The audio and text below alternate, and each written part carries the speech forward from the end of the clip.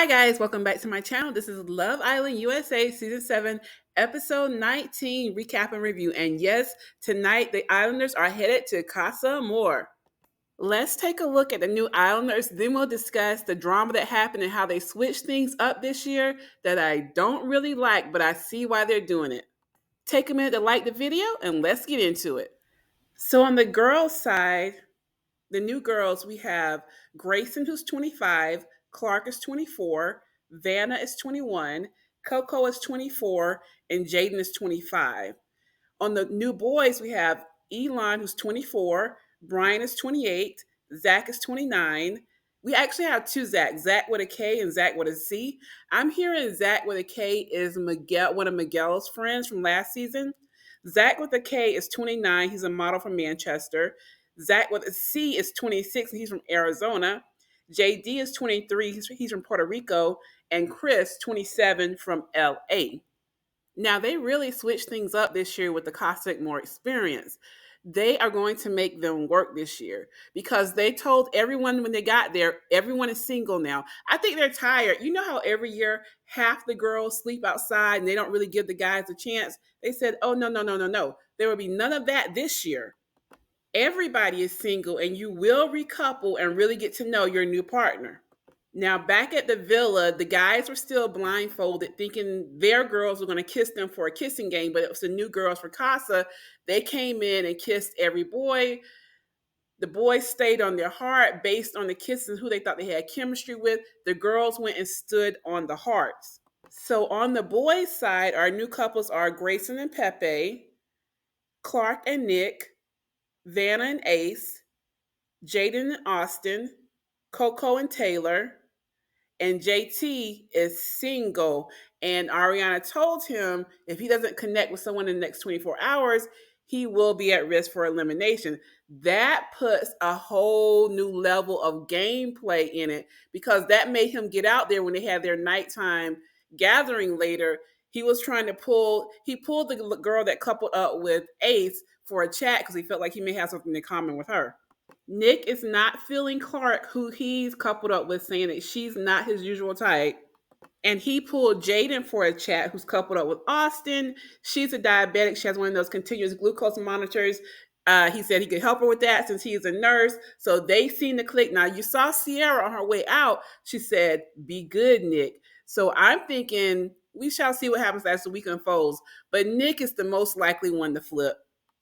On the girls' side, they played a game where they had to pop a balloon, and whatever the balloon said, they had to do it. So it was questions like kiss the two people who you think are a player, or kiss the two people you want to get to know. So all the girls kissed two guys. After that game, the couples on the girls' side are Andriana and Brian, Huda and JD, Iris and Zach, Olandria and Zach K, Shelly and Chris, Sierra and Elan, and poor little Amaya is single.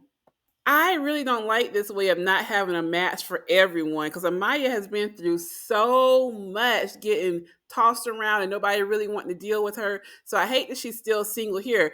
But it did push her out her shell because my girl went in there and curled her hair and got out there and started pulling people for chats. So when the guys were initially asked to stand on hearts, no one stood on Orlandria's or Amaya's heart, but there are two guys on Shelly's heart, Chris and Zach with the K, who I said was who they're saying is possibly Miguel's friend from last season. Shelly ultimately picked Chris, leaving Zach to go and stand on somebody else's heart, and he picked Olandria.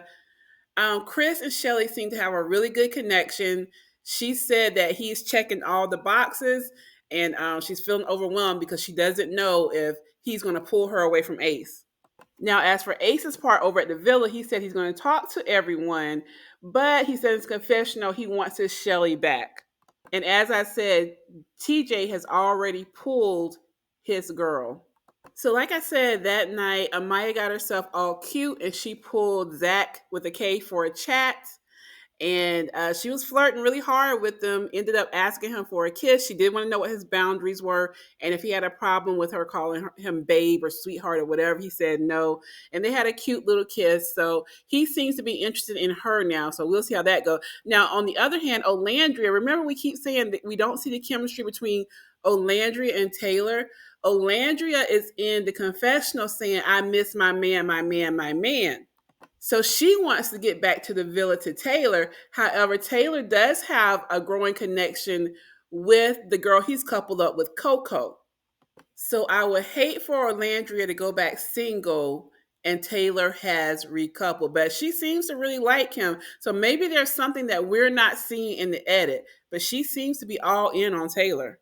Now, like I said, Ariana said if they don't couple up with someone within 24 hours, they will be at risk for elimination. So I'm assuming something's going to happen on tomorrow night's show. Now, they did not give us a preview for tomorrow night, so I guess we have to wait and see. Oh, the other twist is all of the couples will come back to the villa. So they are all going to come back to the villa and coexist, and I'm sure they'll have a big dumping within a few days. That is going to be one packed villa. But do y'all think it's fair if someone gets dumped from Casa Amor? I think that would be so unfair. Drop it in the comments. Let me know your thoughts. Now, at the beginning of the episode, they did discuss the votes. They did not show us the deliberations. I'm wondering if you remember how big of a deal it got with the elimination for the girl that was coupled up with Rob. I can't think of her name right now. And everybody was trying to blame Leah for the vote. And it was a huge deal. And they spent a lot of time on it at the reunion. So I'm thinking they did not show the deliberation so they don't have a situation like that again this year about who was responsible for the vote. But Ace wanted to know why they chose Hannah. He was telling the guys it should have been Amaya. I'm like, Ace, don't even talk because y'all had no reason to vote Jeremiah off. But she said basically the girls felt like Hannah wasn't really open to exploring anymore, that she was locked in with Pepe so quickly. And it's the same thing with Jeremiah. So they are really all about this. You need to be exploring thing. That's something new in the last two seasons of Love Island. Because usually OGs protected OGs. And if you had a couple, they protected you. But now it's all about, oh, you got to be ready to explore. But that's all I have. I kept it quick and dirty tonight because it's going to be a huge week. And they said there's going to be a lot of twists and turns with Casa Amor. So thanks for watching. Please like the video, share, and subscribe. And I'll catch you on the next one.